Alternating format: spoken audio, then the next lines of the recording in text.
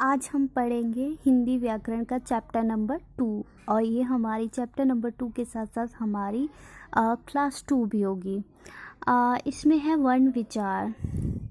तो यह वाक्य 3 शब्दों से बना है। मोहन पाठशाला गया। ये वाक्य 3 शब्दों से बना है। मोहन पाठशाला और गया। इस वाक्य के प्रत्येक शब्द में कई ध्वनियाँ हैं, जैसे मोहन म प्लस ओ प्लस ह प्लस अ प्लस न प्लस अ। तो इन सब को जोड़ के क्या बन रहा है? मोहन।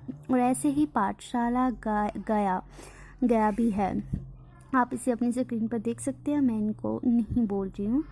आगे है, इन ध्वनियों के और खंड नहीं किए जा सकते। व्याकरण में इन्हें वर्ण या अक्षर कहते हैं। ठीक है, तो क्या है, जिन ध्वनियों के हम खंड नहीं कर सकते उसको हम कहते हैं वर्ण। ठीक है, और या फिर अक्षर कहते हैं। ध्वनि संकेतों के लिखित रूप को लिपि कहते हैं। पहले अध्याय में यह बताया जा चुका है कि हिंदी देवनागरी लिपि में लिखी जाती है। इस लिपि की सबसे बड़ी विशेषता यह है कि इसमें यह ध्वनि के लिए एक चिन्ह या वर्ण होता है तथा एक चिन्ह या वर्ण एक ही ध्वनि व्यक्त होती है। इसी विशेषता के कारण हिंदी के उच्चारण और उसकी वर्तनी में तालमेल रहता है। भाव यह है कि हम जैसे उच्चारण करते हैं वैसे ही लिखते हैं। यदि हम उच्चारण की कई भी प्रकार की कोई अशुद्धि करते हैं, किसी भी प्रकार की कोई अशुद्धि करते हैं तो निसंदेह वर्तनी में अशुद्धियाँ अवश्य होंगी।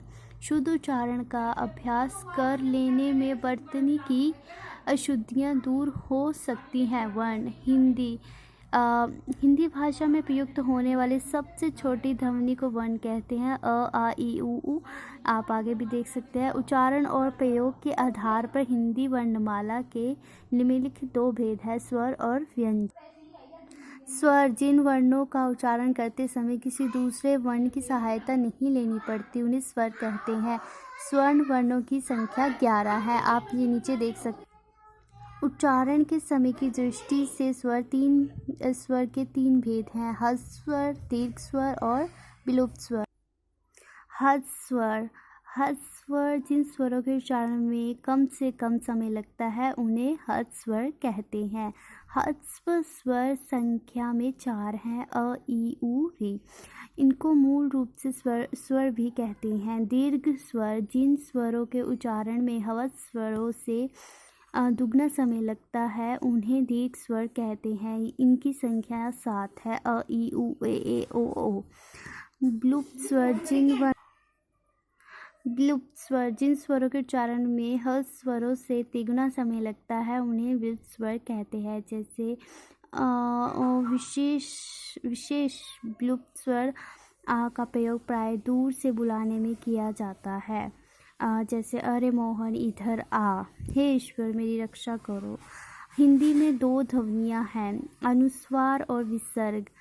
इन्हें प्राय अ के साथ लिखा जाता है, जैसे कि अंग ओके।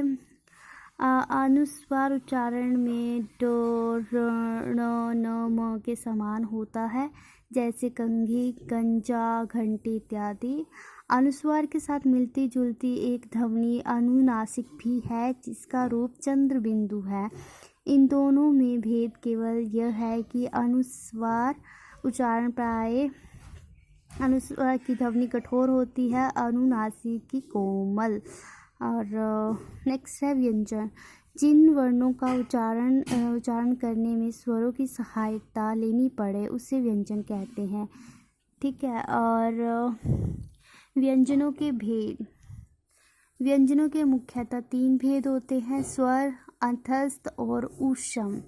स्पर्श क से लेकर म तक 25 व्यंजनों को स्पर्श कहते हैं, क्योंकि इनका उच्चारण करते समय जीवा द्वारा वायु उच्चारण स्थानों को स्पर्श करती है। इन्हें 5 भागों में बांटा जाता है।